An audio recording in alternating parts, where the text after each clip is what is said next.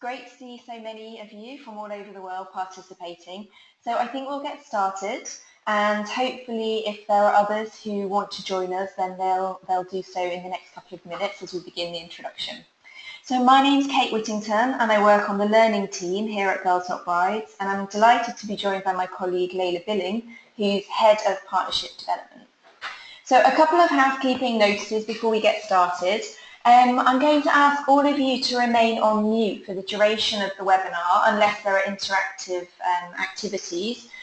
This just helps with the sound. It just means that we reduce the amount of background noise and makes the sound clearer for everybody. So if you could all just check that the little microphone on the top right hand corner of the panel is orange and it's got a little cross through it, rather than green, and also your cameras are turned off as well.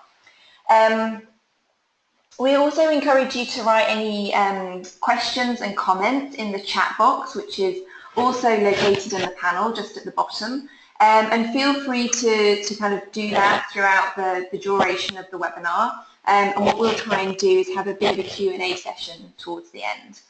And finally, we are recording this webinar and we'll be sharing a copy with you, along with an offline step-by-step guide towards the end of this week. And we encourage you to share these resources with your colleagues and any other organisations within your national partnership. And if you do get cut off, then rest assured that there is a recording that's coming your way soon. Okay, so I think we'll get started. There we go. Okay. So let me start by just explaining quickly why we decided to develop this webinar. Over the past year, Girls Not Brides has been engaging much more closely with our members at the national level. And one of the things our national partnerships have raised is that they would appreciate a much deeper understanding of the theory of change to end child marriage, and also have some time and some space to think about how they can apply some of these principles to their own work.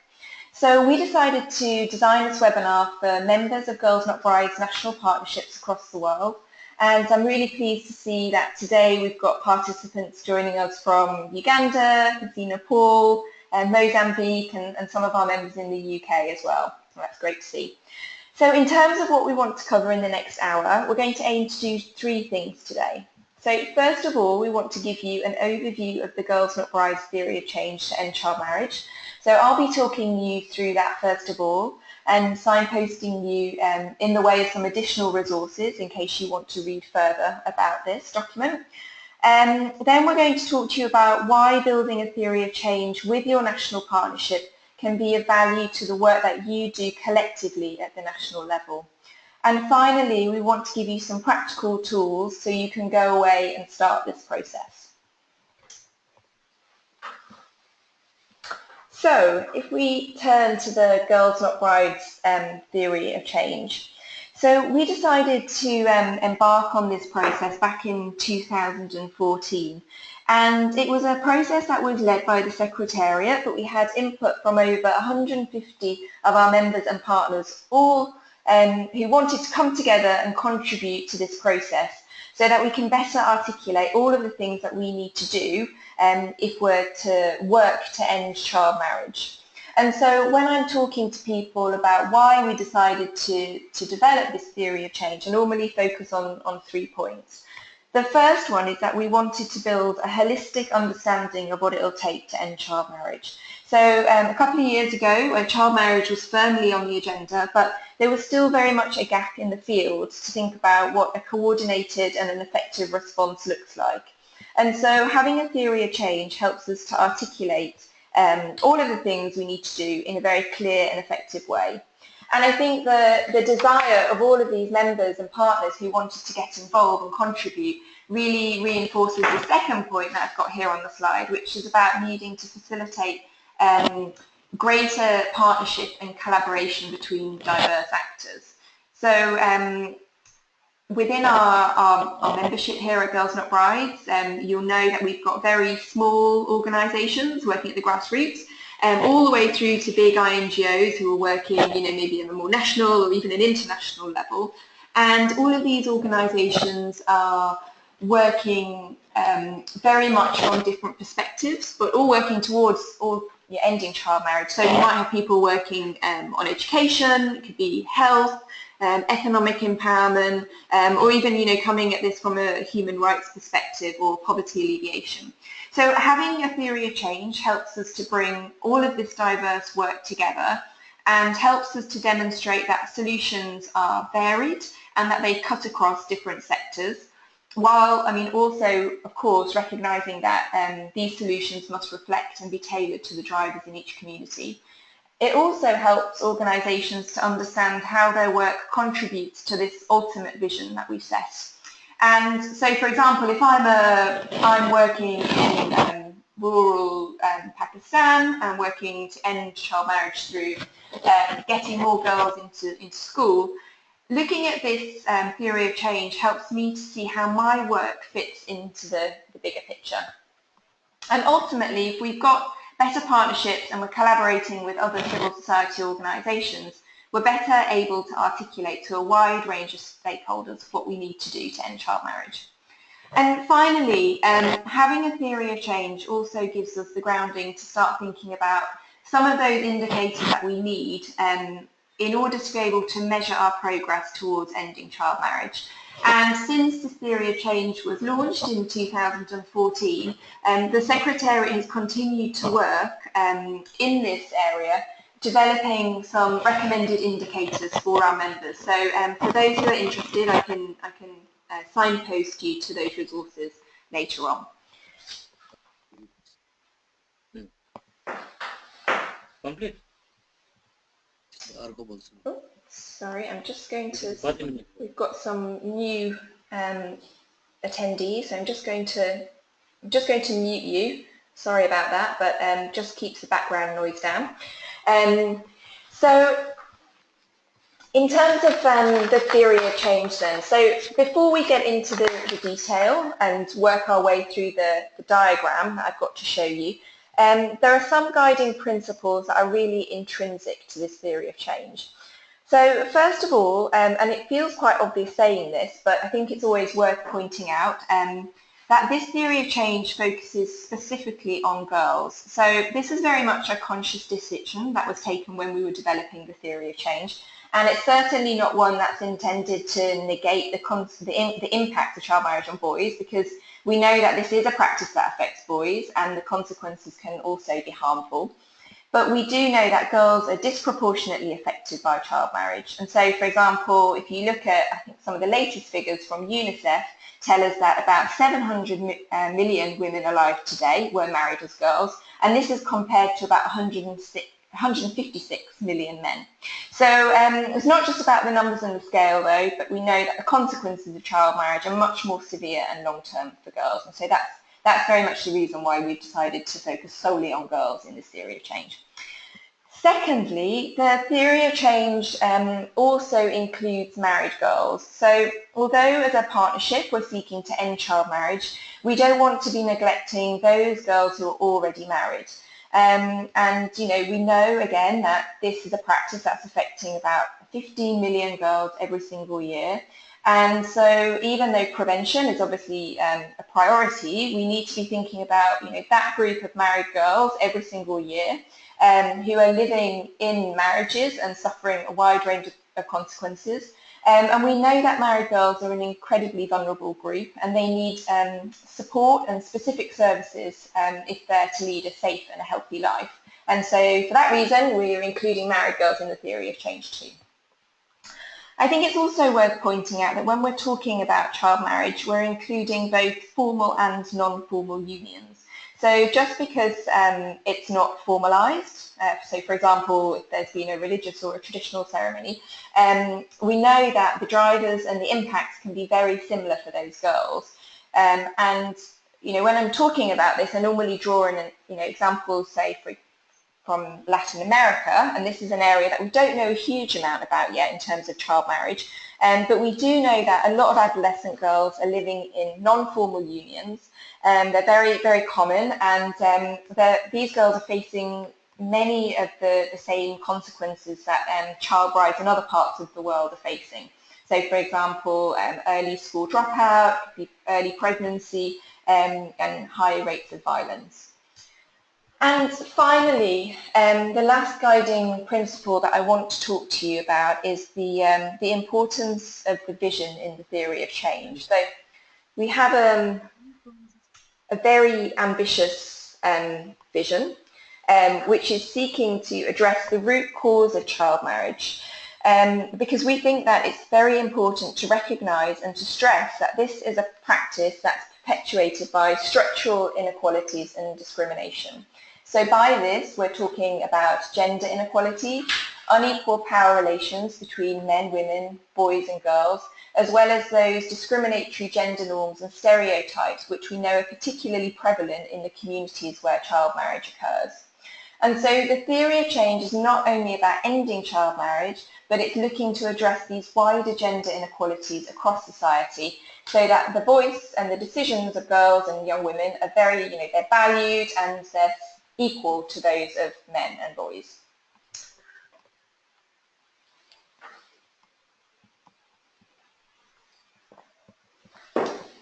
So this is the Girls Not Brides theory of change. So it might be a familiar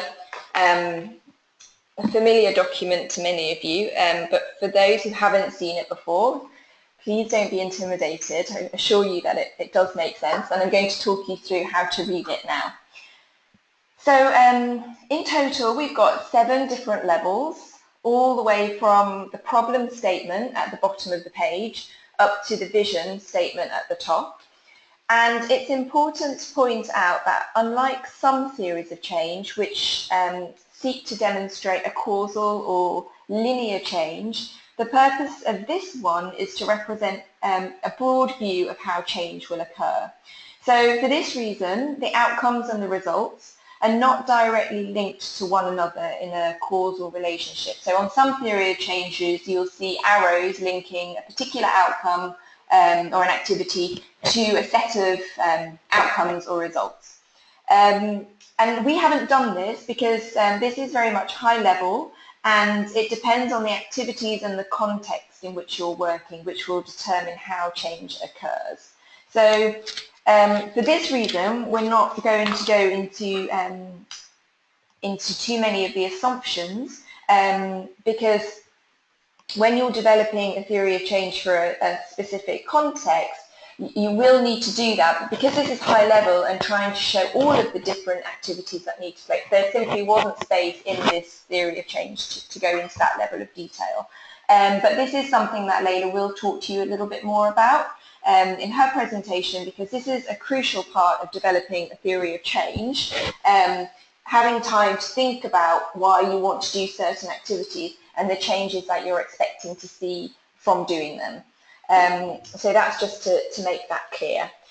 So at the bottom, we've got the problem statement that 15 million girls every year are married before their 18th birthday, and that results in a wide range of harmful consequences, as we know. And at the top of the page, we've got the vision, which is what I've just spoken about. So that's looking to go beyond child marriage, but realise a world without child marriage where girls and women enjoy equal status with boys and men and are able to fulfil their potential in all aspects of their lives. And in between this, we've got all of the intermediate steps and activities that are needed to make progress along the way. So underneath the vision, we've identified 2 long-term changes at the impact level that we want to see to be able to contribute towards this vision. The first is that girls must be able to decide if, when and whom to marry. And secondly, married girls must be able to lead an empowered and a healthy life. And if I could now just draw your attention towards the bottom of the page, above the problem statement, we've got a section called the catalyzing strategy. And at the heart of the theory of change, we place the catalyzing strategy at the heart of the theory of change. And I guess it's best articulated as a set of guiding principles or an overarching approach, if you like, for how we believe change can be accelerated globally. So, for example, the catalyzing strategy talks about how our work has to be long-term and sustainable, and that we all need to be working at different levels. So not just the international, but at the regional, the national, and of course, very importantly, at the community level. And that these efforts must be coordinated for maximum impact where possible and be integrated across different sectors. So, for example, we could be advocating for governments to see child marriage as a cross-cutting issue, so not just an issue that concerns the Ministry of Gender or the Ministry of Women and Children's Affairs, but ensuring that other ministries take responsibility and allocate adequate budget towards ending this practice and supporting married girls as well. And finally, the catalysing strategy stresses the importance of learning and sharing, which is what we endeavour to do here at Girls Not Brides. So thinking and giving ourselves time and space to think about what's working, so what are the most effective approaches and programmes at the community level and also countrywide, but what's not working as well. So looking at what's not been effective and why is that the case. And so following the page up from the catalysing strategy, you can see the 4 different strategy areas. So these are the 4 different colourful boxes.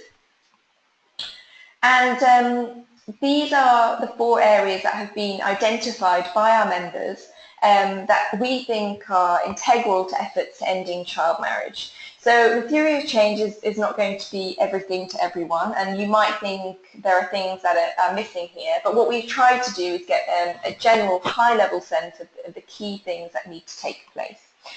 And each strategy area has got some suggested outcomes and results associated with these strategic activities. And should just clarify that in terms of this theory of change, because it's a high-level theory of change, the outcomes are the changes that we want to see in the conditions or the attitudes towards girls, and the results are the expected behaviours as a result of these changes. So we've got 4 different areas that I'll talk you through now. The first one is empowering girls. So this is a very broad area, and of course, we have to think about what do we mean when we talk about girls' empowerment. So at Girls Not Brides, we like to think about it as a process that women and girls go through, and along the way we can help them and support them, whether that's with training, skills, building their skills, providing them with information about their rights, giving them support networks, all of these things that they need to be able to thrive and accrue information and then use that to have the ability to make their own decisions, whether that's saying no to a marriage or trying to negotiate staying in school a bit longer, or perhaps going on to secondary school or university. And we know that there are some really effective ways of doing this. So, for example, making sure girls are in school and stay in school in a safe environment and receive a quality education. Girls clubs, safe space programs, as well as the girls' economic financial literacy programs and saving groups. And so all of these activities, and these are just some examples, they're intended to ensure girls are aware of their rights, that they've got the opportunity to gain information and skills, and that they feel confident using them as well. Whether that's to generate a safe and a regular income or build up the skills needed to reintegrate them back into school. So that's just some of the activities that we're talking about when we talk about girls' empowerment. Secondly, in the yellow box, we've got mobilise families and communities. And this strategy area is about the work being done at the community level with key actors, or gatekeepers if you like, in a girl's life. So it could be the parents, could be grandparents, religious or traditional leaders. And these people, they are often responsible for making decisions on behalf of the girl. And so the work that we're doing in this area is about transforming that environment in which girls live and allowing them to be the decision makers in their own lives. But I think it's important to stress that this area is also about supporting communities to go beyond awareness raising and actually taking action to prevent child marriage and support girls' rights more broadly. So some of the type of work our members are engaged in this this area could be community conversations, working to try to surface some of those discriminatory social norms. It could be street theatre, it could be working with youth activists to raise awareness about child marriage, or, we're seeing more and more of our members using social media, the development of TV, radio programs, magazines, to raise awareness and trying to shift some of those harmful social norms around practices such as child marriage. The third area is all about service provision. So this area is about making sure girls have access to the right types of services that they need to be able to avoid marriage and feel safe and empowered, as well as ensuring that married girls have got access to the services that they need. So again, services, of course, is very wide-ranging, and depending on the communities and the areas that you're working in, this might be different. But some of those really important areas are ensuring girls have access to high-quality education, that they have access to sexual and reproductive health care, and that there are strong child protection systems in place that can be accessed via a multitude of different channels in a girl's life. And within this, we're also talking about financial services, so making sure that girls and young women can open a bank account and they can save in a safe way. And finally, last but certainly not least, is the area on laws and policies. So this is about facilitating an enabling policy in a legal environment to protect girls from child marriage. But we have to stress it's more than just about setting a minimum age of marriage. So we know in many countries they've got laws in place around child marriage, but unfortunately we've seen that they're rarely implemented and have difficulties enforcing them at the local level. And there are often issues around resourcing these institutional support structures. So this is a difficult area and it takes a long time. But we're talking about the types of activities we're talking about could involve advocating for legal or policy change, which obviously is very important, but also thinking about training law enforcement officials. So for example, working with a local police force on child protection. But it also includes strengthening civil registration systems so that births and marriages are registered, allowing communities to easily identify underage marriages. And so they're the 4 strategy areas, and you can see that above these boxes we've got a series of green smaller boxes, and these are about the broad range of results which encompass the expected behaviours of all of these different people that we've spoken about that are involved in this process of change. So it could be girls, service providers, policymakers, people involved in law enforcement. So collectively, the work that we're all doing across these sectors and at different levels will allow us to see change at the impact level and ultimately help to contribute towards our vision. So I'm hoping that provides you with a good overview of our theory of change, and that you can also start to see how your work aligns within this bigger picture. But before I hand over to Layla, I'm going to just quickly go through some of the things, some of the ways that we've seen our members use the change, this theory of change in the last year or so. So we want this to be a really practical tool that you can use in your work, and we're really amazed in some of the ways that our members are using it. So first of all, we know that members are using it to strengthen their advocacy and their messaging around child marriage and awareness raising. So whether that's working, with different community stakeholders or engaging diplomatically with governments. It's also being used to train staff and volunteers. We've seen it being of use helping national partnerships inform their strategic planning process.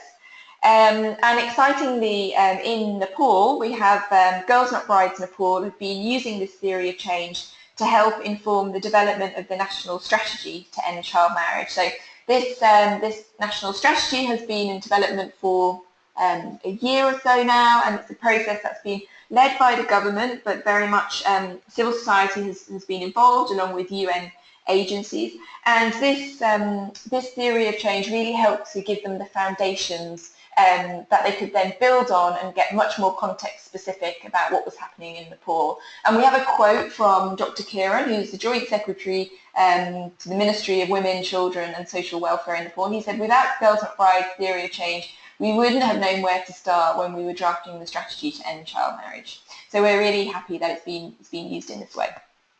And finally, as well, we're seeing more and more organisations use the theory of change to help them think about some of the results they want to see in their work. And combined with the indicators work that I mentioned at the beginning of the webinar, this is helping, well, it's providing our members with practical information on how to measure some of the outcomes and results at the programmatic level.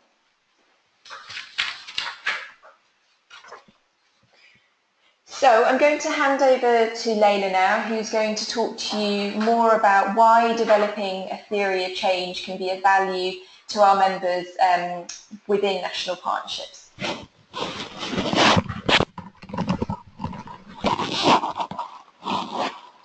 Thank you, Kate.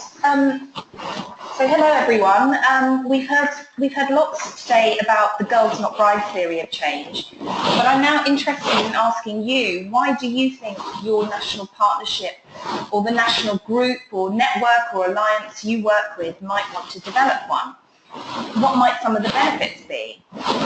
It would be great to hear from you now. So if you have any suggestions about the benefits, please take a moment to post these in the comments box, and we'll just pause for 30 seconds or more to give people a chance to write down some comments or suggestions as to why it might be important to develop a theory of change within your national partnership or national group. So please do, if you've got any bright ideas, we'd love to hear them.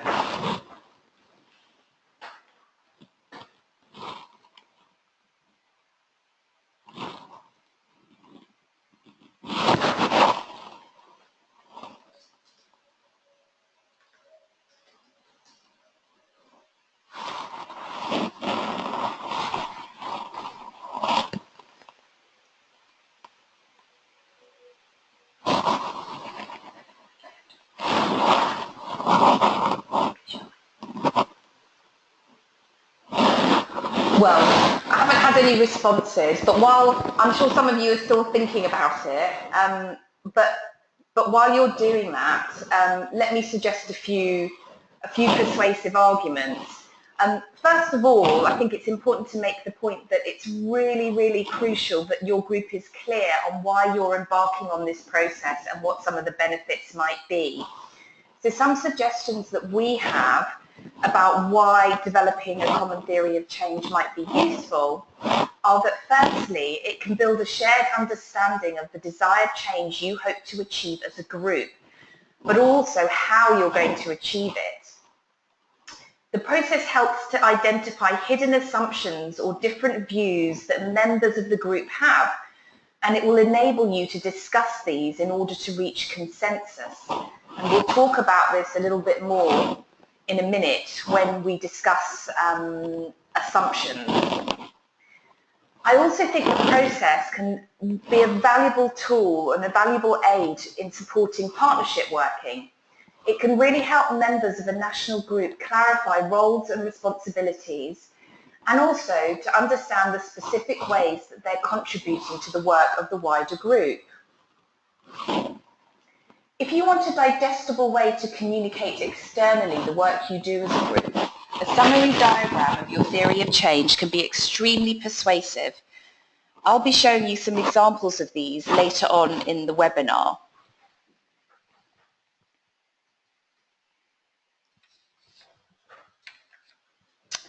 So we're about to give you an introduction to our three-step guide for theory of change development for national partnerships. Now, as Kate mentioned before, we've developed this three-step process specifically for Girls Not Brides national partnerships, as well as the groups that we work with on a regular basis at national levels. We know that there are considerable time constraints that our national partnerships face, and that very simple, intuitive tools are welcomed by these groups. So this process has been designed to be as accessible and as easy to understand as possible to our members. We also acknowledge that there are lots and lots of other approaches to theory of change development. Some are really complex and detailed, others are lighter touch or less intensive processes. So the process that we're going to present to you here is just one approach that we welcome you to adapt and build upon. And much more detail can be found in our offline step-by-step guide that we'll be sharing with you in due course. What we present here is just an overview. So on the question of who we should involve, we recommend that you make the process of theory of change development as participatory as possible, and you also ensure that the chair or coordinator of your group is involved. The more participatory you can be in this process, the stronger the commitment will be by other members of your national group to the final product. However, please bear in mind the challenges of facilitating this process with a large group. We know that some of our national partnerships are made up of 50+ member organisations. So it's going to be important, if you're involving a large cohort of members, to find someone with strong facilitation skills to guide you through the process. Now, we'll give you further ideas for how to manage this process in the offline step-by-step guide.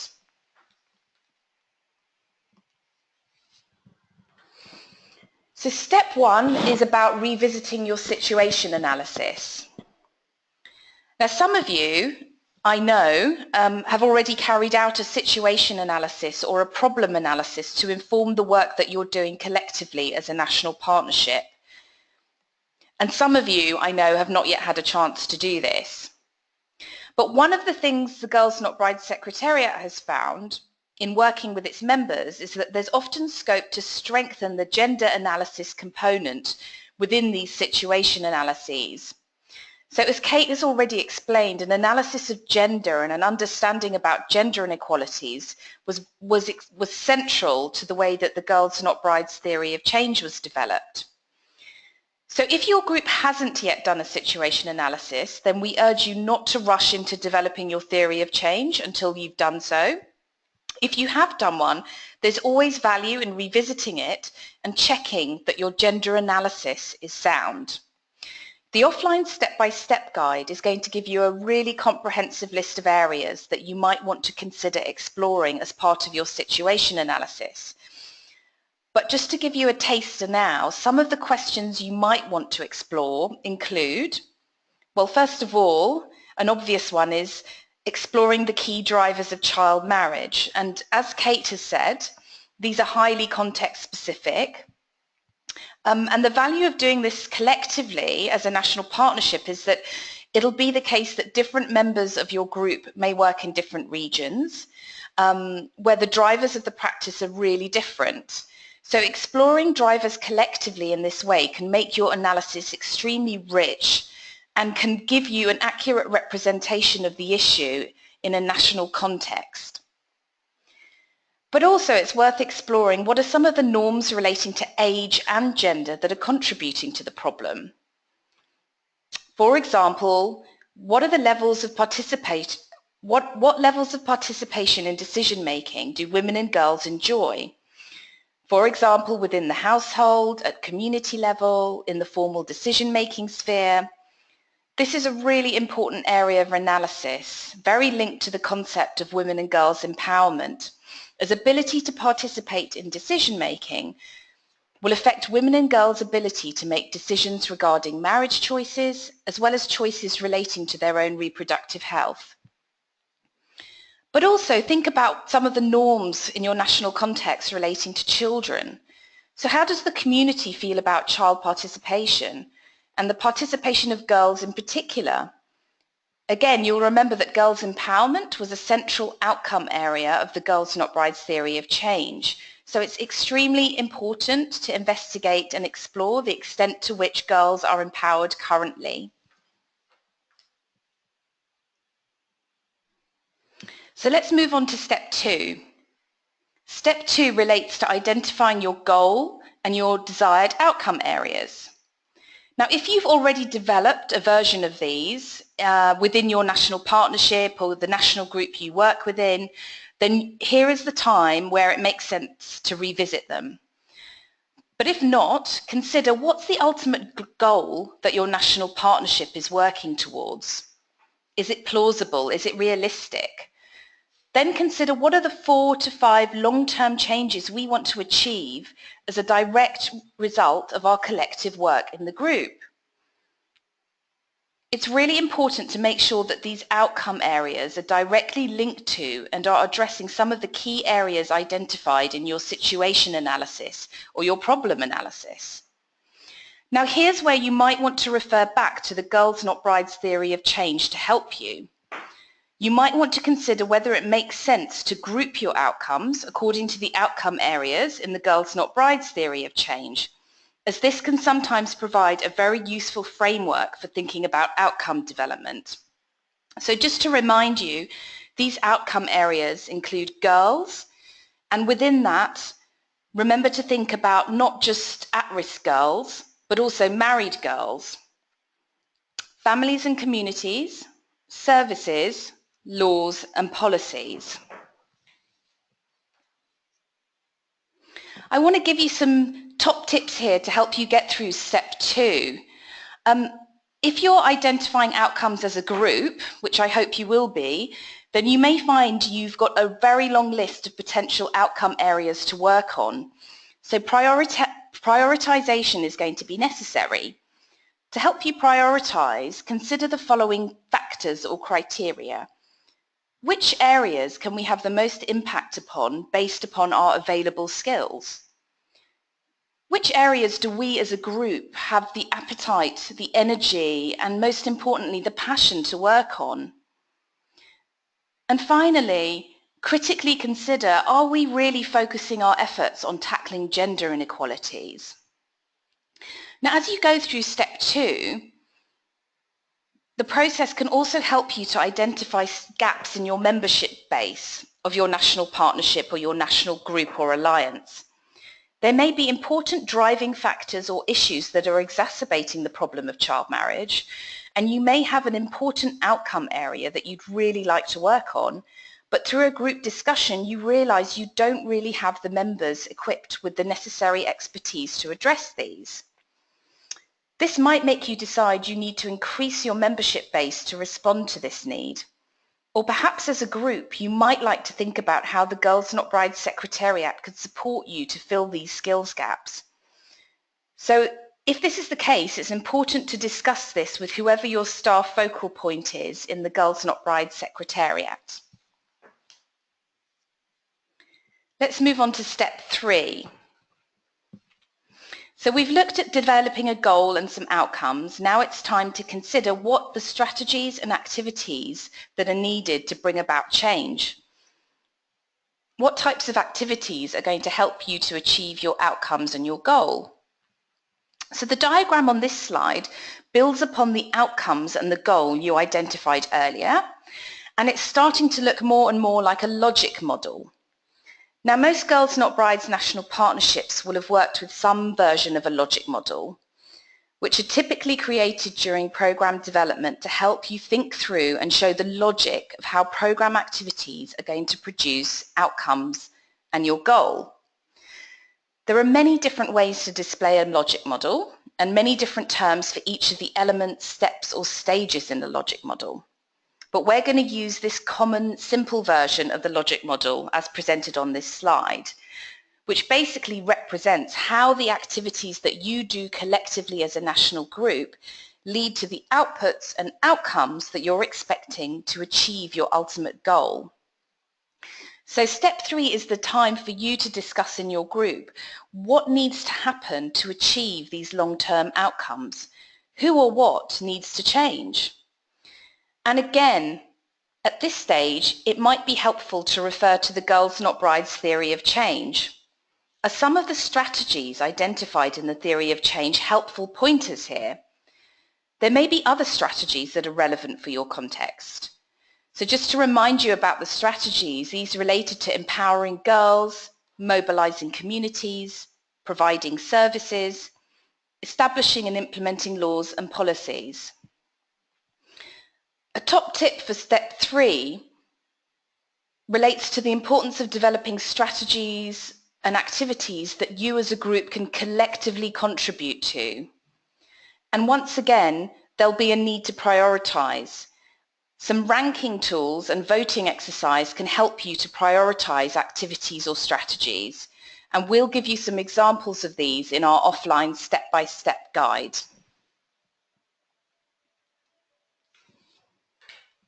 Now, Kate and I have talked a lot about assumptions and how identification and exploration of assumptions are really important when you're developing your theory of change. It's now essential that you think through some of the assumptions underpinning the activities that you're going to undertake or the strategies you're going to use to achieve your outcomes and goals. So here what it's important to do is to consider and discuss in your group, how do we know this activity or strategy will lead to the changes identified in the logic model? What assumptions are we basing this on? And by assumptions, we mean, what are the things we're taking for granted and assuming that are going to be true? So let's take a fictional example to better understand how to identify your assumptions. And I've included an example on this slide. Now let's say your problem is that the Ministry of Health in Uganda is unsupportive of the national child marriage response, and it's not participating in an important multi-sectoral task force that was set up to develop a child marriage strategy and action plan. So your ultimate goal might be to increase Ministry of Health support towards this national response, and this support might be both technical as well as financial. One of the activities you might carry out in your group to achieve this goal might be to develop a policy brief or a policy paper demonstrating how and why child marriage is a health issue and how failure to address child marriage can impact upon progress towards the ministry's health targets. And you might also want to demonstrate that you have a critical mass of support by ensuring this policy brief is signed by multiple civil society organisations as well as influential stakeholders. So according to this sequence of events, if you, as a group of civil society actors in Uganda, develop a policy brief, then it can be shared with the Ministry of Health. If the Ministry of Health reads that brief that is signed by lots of stakeholders, then they'll be persuaded to join the Child Marriage Task Force. If they join the task force, then this will mean they start to contribute meaningful support and assistance for the national child marriage response. So some of your assumptions here would be that support for your policy brief will be forthcoming among other civil society actors and influential stakeholders. Another assumption might be that the Ministry of Health finds the arguments in the brief compelling enough, but then also that the Ministry of Health's presence on the multi-sectoral task force translates into substantive financial or technical support. Now, what you might find at this stage when you're exploring and interrogating assumptions is that you may find that different group members have very different ideas about how change comes about. So rather viewing this as a negative, we encourage you to use this as an opportunity to discuss with the group and reach consensus. For those of you who've already developed your strategy, it's worth going back to it and identifying some of the assumptions underpinning your chosen activities and strategies and reflecting upon how you know they're going to lead to the desired changes or outcomes you've identified. And you can do this for all of the major activities or strategies planned for your national group. At the end of step 3, you'll have the first draft of your theory of change. It's really important to make sure that there's a designated person to collate notes and document the process. You also might want to nominate a core group of up to 3 to 4 member organisations who are responsible for finalising the theory of change. Now, I mentioned to you earlier that I'd give you some examples of different theory of changes developed by different organisations. So on this slide, you can see some different visual representations of theories of change. You can see that some look more like a flow chart, some are much more picture-based than others. We encourage you to be creative and represent your theory of change in a variety of ways.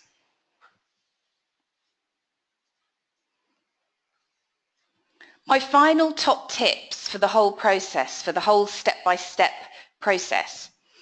The first is know when to stop.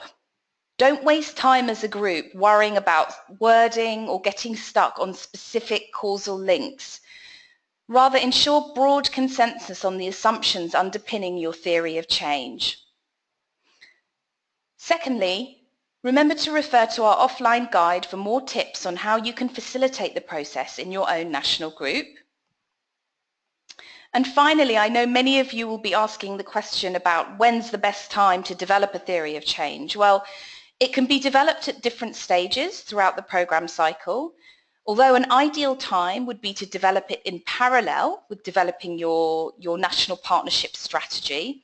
The step-by-step guide will show those of you who already have a strategy exactly how you can use your existing plans to think through some of the assumptions underpinning your work and develop a strong theory of change for what you intend to do.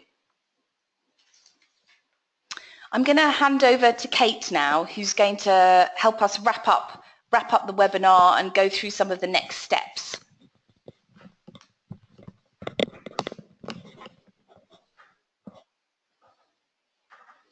So thanks, Layla. That was great, and I hope that's been of use to you all.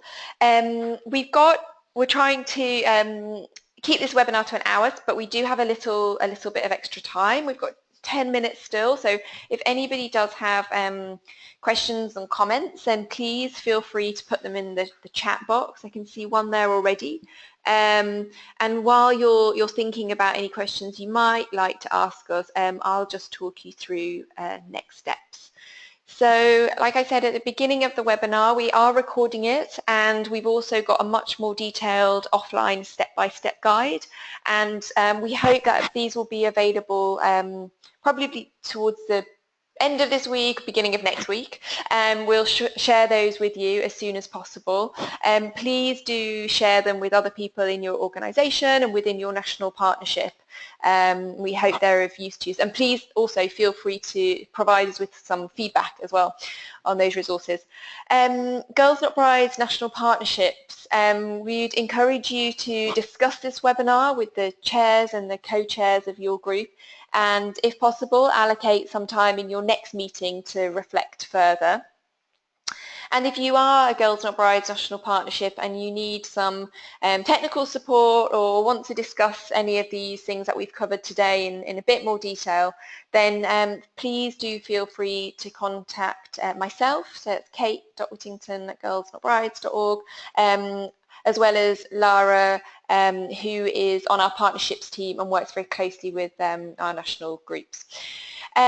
Finally, we have put together a really short evaluation on SurveyMonkey, and we'll be sending that out to you, and we would really appreciate if you could just provide us with a little bit of feedback about this webinar. It should only take a couple of moments of your time, but the feedback really helps us to shape the different types of resources that we create for our members. So just check the chat box. I'm not seeing any questions coming in. Please, if you do have any, then now's the time to ask. Got a comment from Kate. She's saying, for us, this is particularly interesting as it mirrors a theory of change that we have developed for working with adolescents.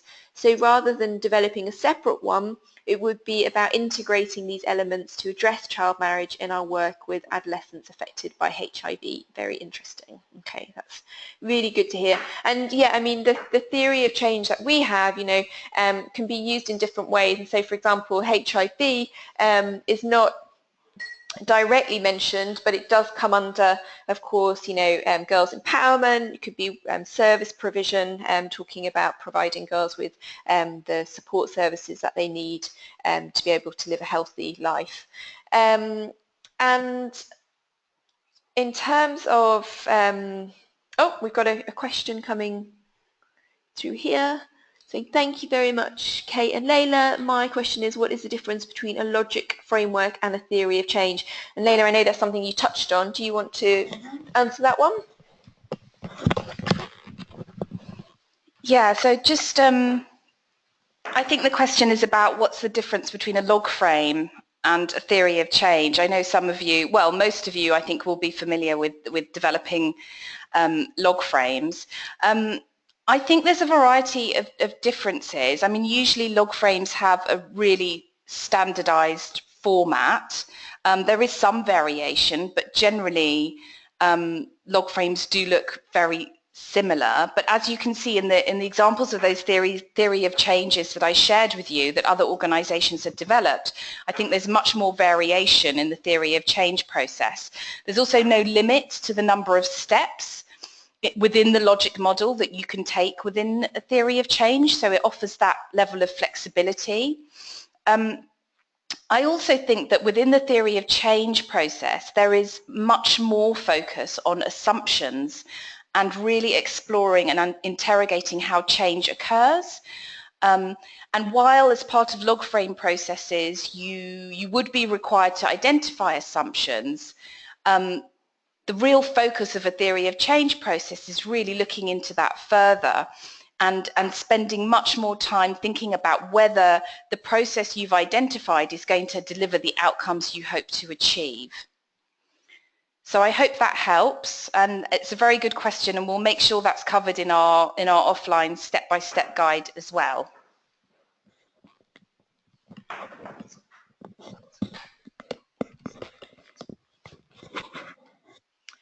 Thanks, Layla. I'll now just move on to, I think we've got one more question coming in. From Girls Not Brides Uganda, saying very clear and precise. Girls Not Brides Uganda will definitely pick it up from here. That's great to hear, and we hope that the more detailed resource as well will help you in shaping that process.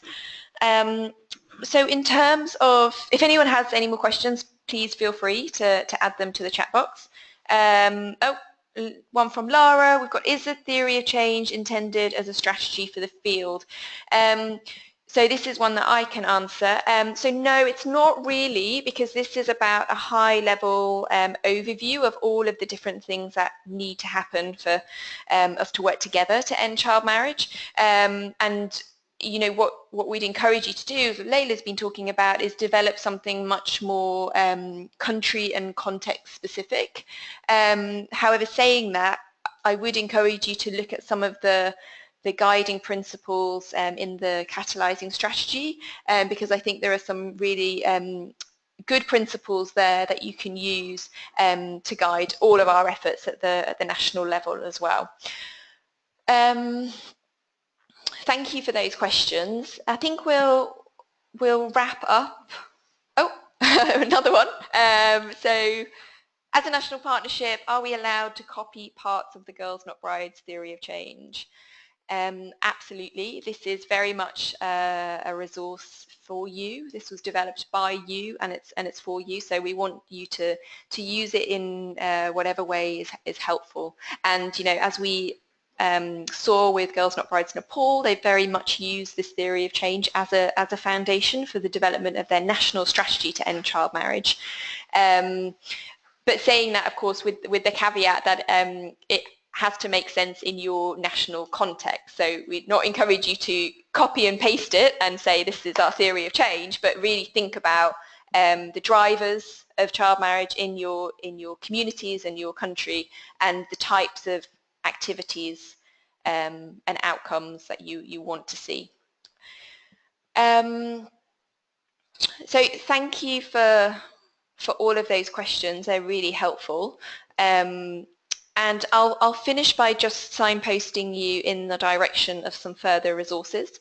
So if you are interested in the theory of change, and you want to dig a little bit deeper, we've got a dedicated page on our website, and within that page it will take you to the diagram that you saw earlier in the webinar, but also a background brief which goes into a bit more detail.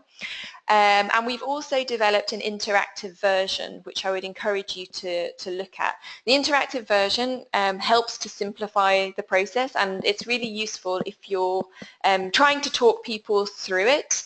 It's a great way to present the theory of change, so I would encourage you to look at that. And we've also got some case studies, which is a resource that we're working on at the moment to demonstrate some of the different programs that illustrate different areas of the theory of change, so I'd encourage you to look at them too. We've also got a section on measuring progress, so if anybody is interested in looking at the resources on recommended indicators, then you'll see as part of the theory of change we've got a whole section on that. So the recommended indicators is quite a big resource which literally goes through the different outcomes and results of the theory of change and provides you with the different types of indicators you could use in your work. And again, that was developed by an evaluation organisation called Aspen Institute with the help of our members. So again, that was a very collaborative process. And there's a user guide as well to accompany that. You can download both of them from our website. And of course, as we mentioned, we've got the step-by-step process guide, which will be circulated early next week. And we'll also put that on our resource centre. So I think we'll wrap up. We really hope you found this useful, because it is, these resources are for you, and we'd love to hear your feedback. And we'll finish there. So thanks for joining, everyone, and wishing you a very nice day. Thanks very much.